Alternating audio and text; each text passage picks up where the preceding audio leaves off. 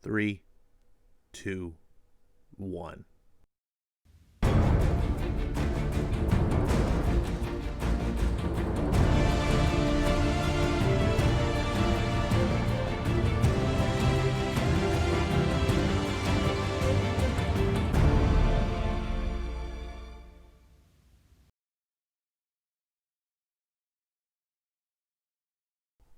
Welcome back, everyone, to another episode of Ash on Comics. I'm Ash, and today's comic, Dark Detective, issue number 1. It's DC Future States here. 5G. Oh, but it's not 5G. It's 5G. But it's G5. Whatever. It's 5G. They realized that they named it after a cell phone technology. Then a cell phone company bought them. And then everyone rejected this idea and was like, we're not interested. We just want our characters that we know and love to be really good, tell good stories. And DC said, oh, okay, don't worry, we're not going to do that 5G. Rename it to Future State. They won't ever notice a thing, promise. And so here we are, basically getting everything we didn't want. Basically have the characters that we know and love gone. The writers that we know and love gone. DC says, remember that thing that Marvel did like 5 years ago where they just threw out all their great characters and replaced them with token characters and did really crappy writing and terrible art and just remember how that failed?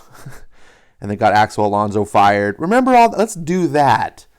That's exactly what DC fans are looking for. So basically what I've just said to you is my bias, right? That's where I come in to Future State. Now, full disclaimer, I have canceled my my DC pull list. I am not buying DC comics for I'm not collecting DC comics, let's just say. Like I'm like this, I don't want this. Now I am obviously reviewing DC comics and things, but this is not, I have no interest anymore because of what's happening. Now, I was thinking about just, I'm going to weather the storm because, it's only for 2 months, Ash. And then I saw the highlights of what's coming in March. And the reason I buy DC comics isn't because I'm a big DC fanboy. I'm a Marvel guy. I came back into comics 2017. Marvel was terrible, just terrible. And I just couldn't bear to see the thing that I knew and loved be what it was.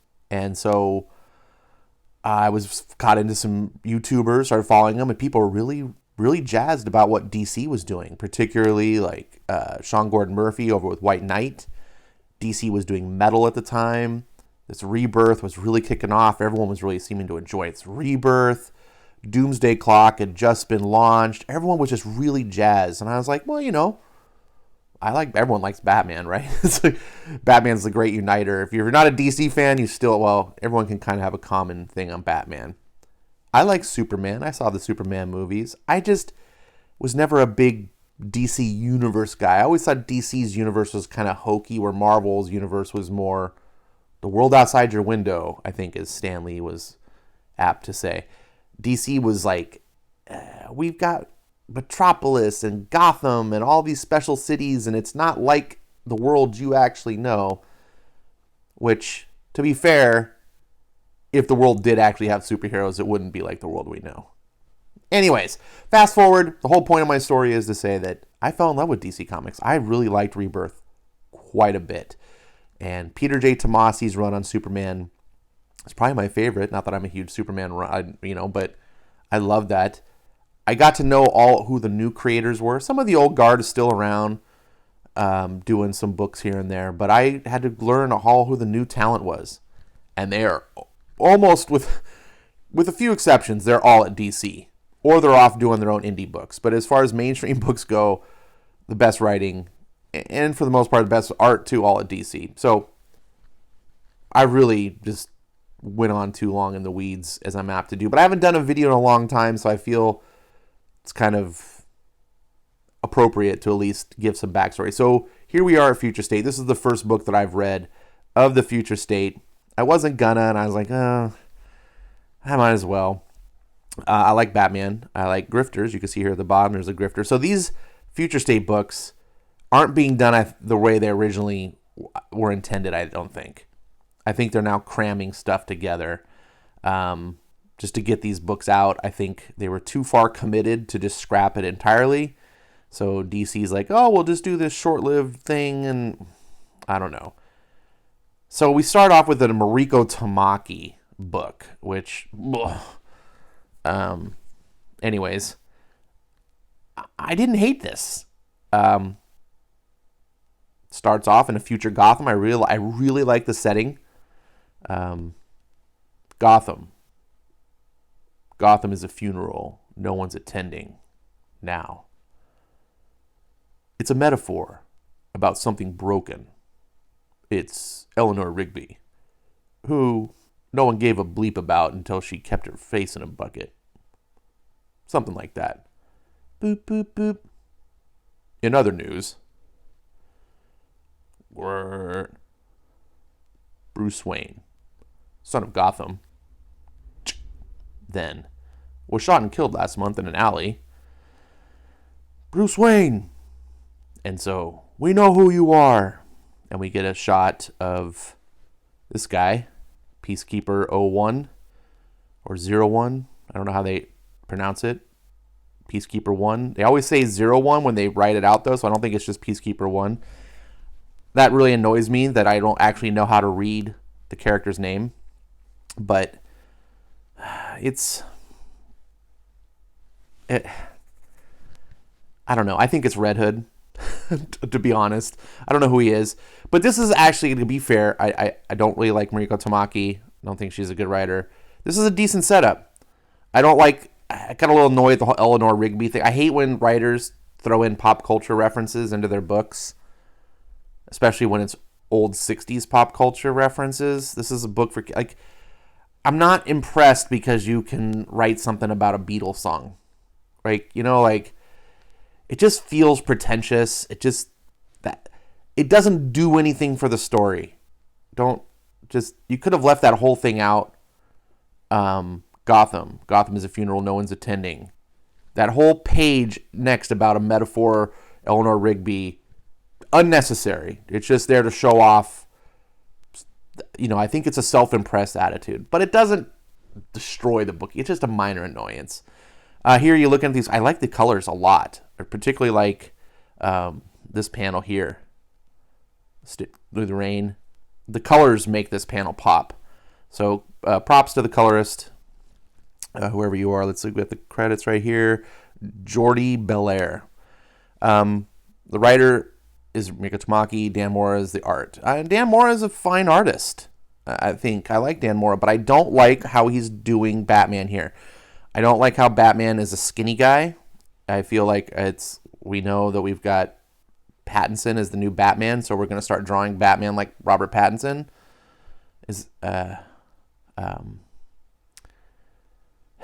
We get a scene here of Batman, because this is Bruce Wayne, presumed dead. It's no spoiler. I mean, I just spoiled it for you, but honestly, it wouldn't spoil the book because it's in the first couple of pages. We see Bruce Wayne. So he's faked his death, which kind of bothers me. I don't think Bruce Wayne would really do that. And he's running around not as Batman anymore. And he's in a bar. Of course, Mariko Tamaki, not a bar, he's at a diner. Mariko Tamaki always has to take shit to food. Cut to food. How many pages is it? I think our boy Zach used to always say within 5 pages. 1, 2, 3, 4, 5. Oh, it was page 6. She's extended her record. But, so some crazy weirdo with psycho eyes. Look at, what is up with, Dan, I don't think you're one of those people, but what is up with the modern progressive drawing these chicks with the psycho eyes? That is a sign of, like, insanity. It's crazy. Those are crazy eyes. And it's a thing in comics. But even like Batman, look at Batman here. He's just like, oh my God, whoa. He's like staring at the ketchup on the fries, and look at him. He looks like a crazy person. So we get some flashbacks. It constantly bounces.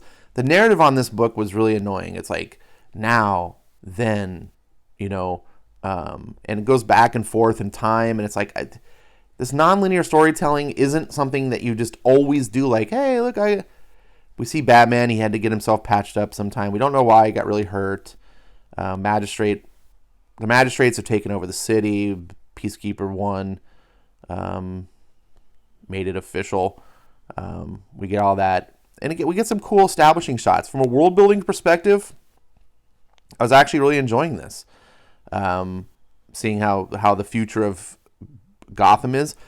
Honestly, I was reading this book the whole time, and I was like, I could be into this if this wasn't replacing the DC universe. If this was, hey, let's really expand on Batman Beyond.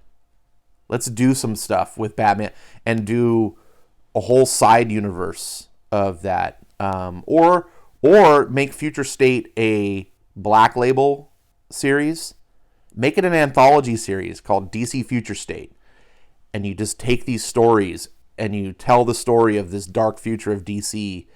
That's what I was thinking. I was like, I could be down for that.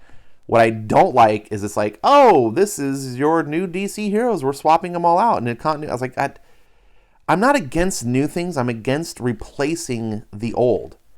And that's a sign that, this is where Marvel failed. People say, oh, Ash, you're just misogynist. You don't want girl Thor. Yeah, you're right. I don't want girl Thor. I'm okay with girl new character doing whatever, right? Let her stand on her own 2 feet. The problem was you knew that she couldn't stand on her own 2 feet unless you took the old Thor out of the picture and made her Thor. And then if fans wanted to read Thor, they had to read her, right? And this is evident because every time they did this, whether it was Wolverine, whether it was Hulk, whether it was Captain America, all the Marvel characters, they had to remove the character that everyone loved in order for the new replacement.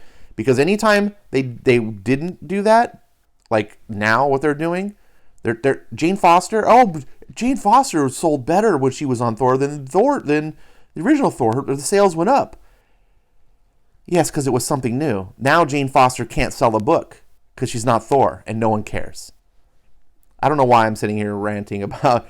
That's not what this is about. You're here to know about this book, and this is supposed to be a review. Reviews are supposed to be short, and this is going long because of my blabbering. Here, look at you can see the art. It's very nice. Coloring's popping. I like visually looking at it. We get some cool shots. I like how Batman here is taking out these thugs. I was really worried when I read this scene, and he's in an alley. He's not Batman anymore, but he's he's not Batman in the story, but I call him Batman because he's Bruce Wayne. He's Batman, and he's just minding his own business. And of course, you get the trope. It's like, will he stand by and do nothing? And of course he can't. And I was like, good, thank God. Thank God, Mariko, because I was really worried that she was going to write Batman just like ignore. I was like, that's not, Bruce Wayne would never let that happen. He's like, let him go. Big mistake. And he just mops the floor with these guys. But then the magistrate shows up, and he's got to flee. And he's wearing a Batman costume underneath his clothes. I guess he still is Batman. Surprise. Another thing about my bias is I'm a huge, huge fan. I'm predisposed to like dystopian future stories. Absolutely. And this is a huge dystopian future story. The Magistrate is like Big Brother. This is ripped out of 1984, like most dystopian future stories or some variant of that. And I like that. That's not a critique. I'm down. You could sell me a story like this. I'm a little bit nervous on where this is going, however, because I know the people writing this story are hardcore lefties that actually are the ones that would be causing the dystopia. So it's really weird to watch them recognize the bad things that they support. I think it's because they're kind of ignorant of everything that whatever. So my problem is ultimately that if you don't actually oppose the things, it's difficult to write that they're bad. We see this all the time, like going on in Marvel Comics with the X-Men, writing them as this like ethno-fascist state. because the writers, they don't view that as a bad thing. So they write the X-Men as like, look how heroic. No, they're genocidal maniacs. Like, this is horrifying. But if you don't have that mindset and you don't see it just your perception, you're okay. But here so far, I don't sense that. I don't sense that like, oh, they're trying to make excuses for the Magistrate as justifying why they should exist. Like, no, they're hardcore the bad guys, which I can appreciate. Dan Mora's art here I really liked. Again, the coloring, it popped. Unfortunately, it's so short. I blasted through this story. It felt like 5 minutes. It really. Now, I don't know if that's because I was enjoying it. I was enjoying it, but on a very surface level. Nothing really happens. All this was like stage setting. This particular book, this story here would have been great as one of those like 25-cent issues that DC normally does when they set up a big event. Like, here's a 25 and you get like 3 little short stories. This would have been great as one of those. My problem here is this book was $5.99. And nothing really happens. The Magistrate comes, Batman runs. The end, Batman's trying to get away.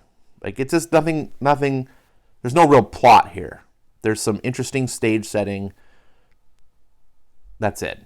But it's really nothing. Just an excuse for Dan Mora to try to draw cool stuff, which he does. Props to you, Dan Mora. And then we get a backup story with another character that I love, the Grifter, Cole Cash. This story turned out better than it started. I was really groaning. It's Matthew Rosenberg.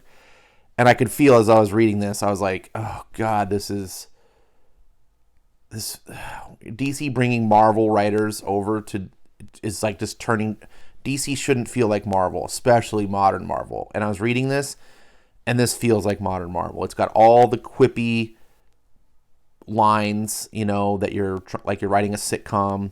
It's just constantly, and it's not that I mind a quip now and then. They can be funny when they're written well.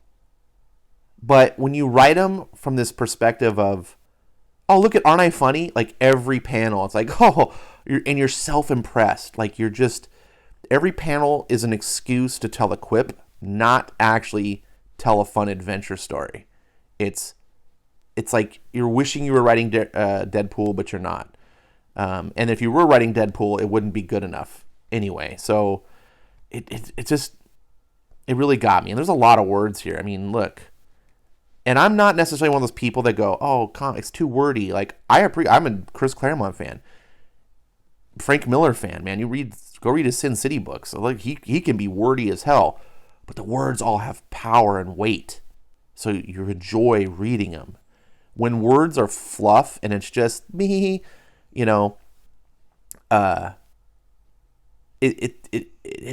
just bogs down the story. And let me give you an example here.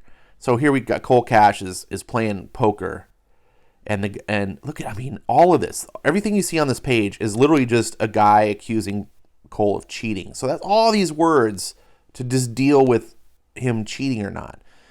And we finally get halfway through, and he's like, "Are you sure you want to do this, Christoph? Pulling a gun in Gotham is dangerous business. You're gonna have to talk to a peacekeeper if you keep this up. You're a damn cheat. Admit you got something up your sleeve." That's the thing. I was a guy who put on a mask and got bleep done. Before putting on a mask made me public enemy numbers 1 through 52. I always have something up my sleeve. 4 panels for him to be like, essentially, you got something up your sleeve. That's the thing. I've always got something up my sleeve. Should have been 2 panels. Right? And it would have been so much more eloquent. And it would have hit hard, but Rosenberg doesn't have a lot of story to tell, so he's inflating it, he's stuffing it, and that doesn't make it better. And you can forgive a page of that, but when the whole comic is that way, it gets tiresome. So the whole book goes on that way, and then the cops show up and they're going to arrest Cole. Cole tries to get away. We get my least favorite panel in the book is this. I hate when an artist, I hate this in movies too, directors can't, when you don't know how to do action, so you fake it by drawing chaotic stuff, or in the case of movies, you shake the camera around. This was just chaotic nonsense. I don't really feel an interesting fight. The illustrations aren't even really pretty to look at. It just annoyed the crap out of me. So then the magistrate's here, and Cole's got to flee, and he finally gets caught and arrested. And who's inside with him? Oh, it's Luke Thomas. Is it Luke Thomas? Yeah. No, not Luke. I'm thinking of Duke Thomas. This is Luke Fox. Sorry. Mix up. Luke Thomas. Sorry, Duke Thomas is another book I just read, so that's why I'm messing it up. So again, here, look at this page. I look at 1, 2, 3, 4, 5, 6, 7 panels of just dialogue from dudes hanging from a ceiling. And it's just, honestly, I felt like I was reading a Michael Bay film. I'm not watching a Michael Bay film, reading it. And that's the problem, because I don't watch Michael Bay films because I'm so impressed with the awesome screenwriting. I watch Michael Bay films because they're visually eye candy. They're, it's spectacular. I like films like Bad Boys and Bad Boys 2, though they do have some quippy lines. And this is where Rosenberg seems to be channeling it. All of a sudden, these two become the center of a buddy cop story. And they're just non-stop banter. Some of it was amusing, I will admit. It wasn't all groaning, but it was just like, it just felt unnecessary. Again, it was like, I don't have a story to tell, so I'm just going to be nonstop banter. And like I said, it's mildly amusing, but I now have no interest to go reread it, right? Because it wasn't that great now that you've told it. Another thing, constant, this artist is 3D tracing all over. This whole, except for the people, you can tell the 3D tracing because, number one, the lines are super clean and angular and just perfect on all the vehicles, but then on the people, it's not as smooth. That's one of the ways you can really always tell, but it's also one of the ways that makes things stand out. He's very sloppy when it comes to the organics that he has to actually draw, not trace. But then when it comes to a vehicle, they're just perfectly rendered. Perfect. And to me, it's like that uncanny valley. Once you see it, it's hard to unsee it, and it annoys me. Plus, I'm paying. This book was $5.99. You're paying good money for artists, not people to trace. So finally, they get back to his apartment. Because they break free, and they get back to his apartment. Cole's like, I got some friends that can help us. You got to put on a mask. They go to help the friends, and of course, this story, while it was semi fun to read, it just felt so derivative. This whole scene, Cole Cash here is written like Han Solo. I swear, if you read this book, read it and hear Han Solo's voice in your. I swear, Rosenberg did that. And of course, this character here is like Jabba. Need Cole. This guy, Duke. Sorry, I'm mixing those up. Luke Fox. Luke Fox needs help getting away. So he's kind of the Obi-Wan, right? Or Luke Skywalker. Luke Fox, Luke Skywalker. Cole Cash is like the Han Solo.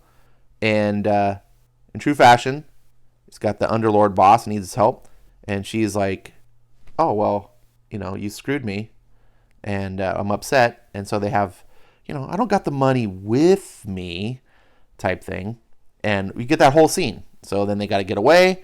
And they have a fight, more fighting as they try to run away from the person that was supposed to help them. And at the end, they're looking for the Queen of Clubs, which is Huntress. Apparently, she's one of the best criminals the city's ever produced, according to this panel here. And that's it. So now, nothing really happened. And so I was reading this, and about halfway through the book, I was like, you know what? The little buddy cop stuff is getting better. I'm not groaning. I have a mild amusement. I'm not laughing out loud, but it's fun. And because I think the story's going somewhere, but it's not. It's just scene after scene of nowhere. It starts from the beginning. Oh, look, the gambling. Oh, I got caught cheating. Oh, no, there's a fight breaks out. Oops, the cops interrupted. Now the cops are going to try to apprehend me. Oh, no, got to fight the cops and get away from it. Oh, okay, we get caught. Okay, now I got to fight the magistrate guys that caught me to get out of it. Okay, and now we got out of that mess. And then we go into the this crime syndicate who's going to help us. Oh, except they want us too, so we got to fight to get out of it. Okay, we fight those guys and get out of this mess, and then at the end, there's Huntress. Do you see what I'm saying? It's just rinse and repeat, rinse and repeat. It's like if this were a pen and paper role-playing game, excuse this reference if you've never done this, that's too dorky for you. But anyone who has played a pen and paper role, if you played Dungeons and Dragons as a kid or whatever, even if you play as an adult, whatever, there's a thing called random encounters, right? And it's where a dungeon master has a little chart and he's like, my players, they're out adventuring in the wilderness or doing something. I need for something to happen. I haven't thought ahead of time. I'm going to roll on this chart and see, oh, look, they run across some goblins, to give the players some sense of adventure, something happening so they're not bored. This whole book feels like that. It feels like, oh, hey, just look, random encounter after random encounter after random encounter for action. But action that doesn't have a purpose gets tedious. You're just like, okay, where are they going with this? And Rosenberg keeps you distracted enough with the kind of buddy cop back and forth, but only that can go so far. And the art in this wasn't good. Look at Luke Fox here. I think his head is not screwed on straight. That doesn't seem anatomically possible. Just ugly. I don't really like this art. Look at this here. Cole Cash. Looks like he's about to puke. He's not about to puke. It just I want to like it. I want to give this better reviews, but it's not. That's the way that it is. There's more books coming out. That's it. So I don't know what you thought. I wanted to give this 3 stars because my rating system is 3 stars is satisfactory. You did fine. It's fine. It's expected. 4 stars is, oh, good. Better than expected. Good job. This is standout. Whereas 2 stars, the opposite. 2 stars is, oh, no, you didn't live up. And then the extremes, 5 stars and 1 stars is exceptionally good or exceptionally bad. This was neither of those. I felt like this was middle of the road. Then it's $5.99. And I'm like, can't do it. God, dock a star. I don't want to pay $5.99. I would not recommend anyone pay $5.99 for this. Sorry. So your miles may vary. There was some good. There was some bad. I'll try to keep the future reviews shorter now that I've gotten everything, some of the biased things out of the way. But tell me what you thought in the comments below. Have you read this book yourself? Have you not? Why? Whatever. I love hearing comments. Please, I try to read every comment. So thanks for watching. We'll see you next time.